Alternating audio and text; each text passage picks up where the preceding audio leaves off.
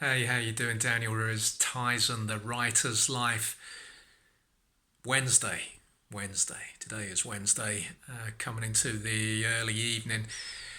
Long day, been at it on the laptop. At it. That makes me sound like Graham Souness. Been going at it since about 7:30 on the laptop. Broke off for that run this morning. The situation with the trainer unsettled me. If this makes no sense to you, then there'll be a link to this morning's video, which will explain what happened to the trainer in the park. The left foot trainer remains in the bag.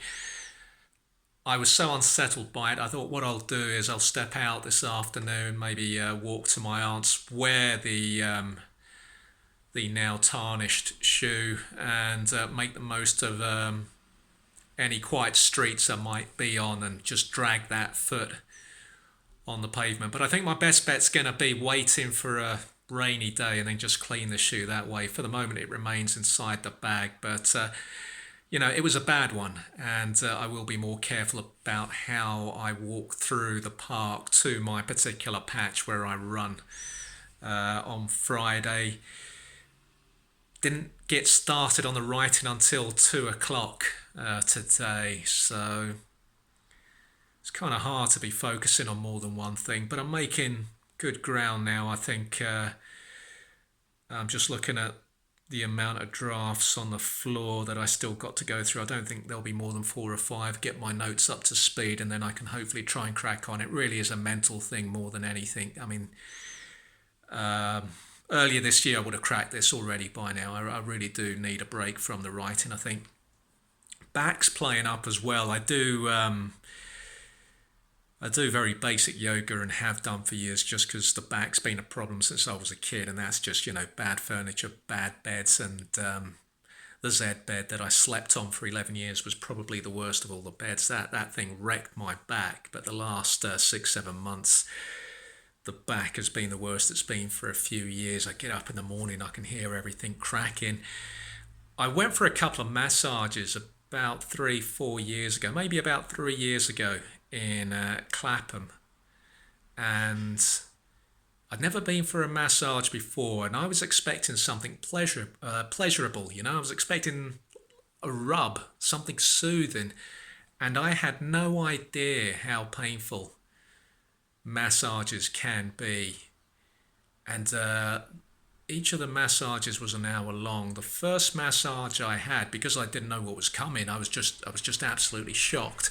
And I've got a very limited range of facial expressions, but this time with my face pushed down on that the face cradle, which, even though it had been cleaned, obviously I knew there and then that as soon as I got back to the flat, I would wash my face thoroughly.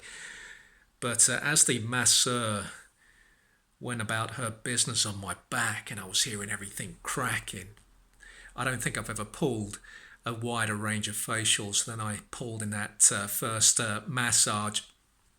The second massage, I was a bit more ready. Mentally, I prepared for the pain, but it's not something I would like to revisit. I'm thinking, I always get confused between osteopaths and chiropractors.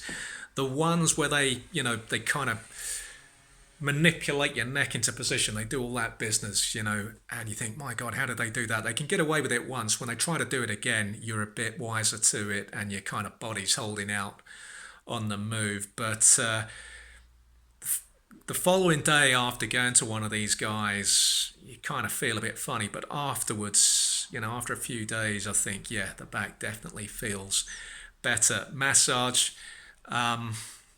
I don't think I can do another one of those.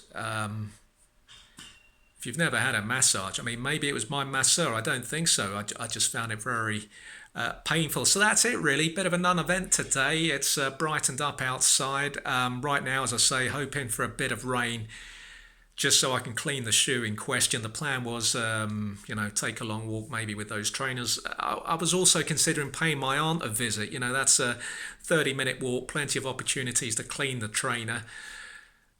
But then I realised that when I go into my aunt's, I remove my shoes. Often I'm the only one that does, so I'm actually walking around in socks on parts of the floor where everyone else has been walking around in their trainers, and I don't want to risk walking over any part of the floor that I might have walked on in the currently sullied trainer. So I'm kind of trying to think my way out of this. I'm trying to think, well, what am I going to do on Friday? How am I going to put that trainer on? It's going to have to be in the communal hallway.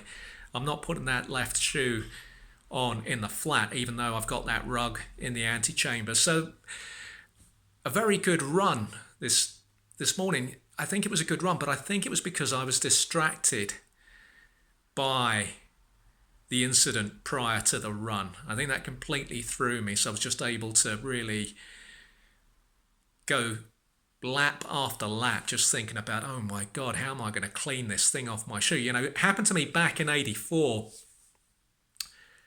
and the incident back in 84 on Clapham Common, we had the dinner ladies were on strike across schools in London. I don't know if it was nationwide, but they were certainly on strike in London. So lunchtimes we would all have our sandwiches or go to the chippy. We'd be on Clapham Common playing football, and you know, I don't need to tell you any more about Clapham Common. So what my classmates called my bastard trainers, they were in fact a pair of Zephyr from Curtis shoes on Clapham High Street, no longer there. I just stepped in, God knows what I stepped in. And I can't even remember getting home that day, but I do remember that my mum finally relented and bought me my first pair of Adidas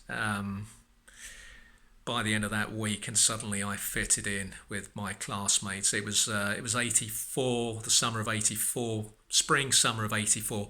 Trainers were starting to come in a big way, and I had finally joined my classmates. If you enjoy this, maybe click the subscribe button to get video notifications, new video notifications, and I hope your day has been a productive one, and I hope that you've not brought anything into your flat that you shouldn't have. Enjoy your day.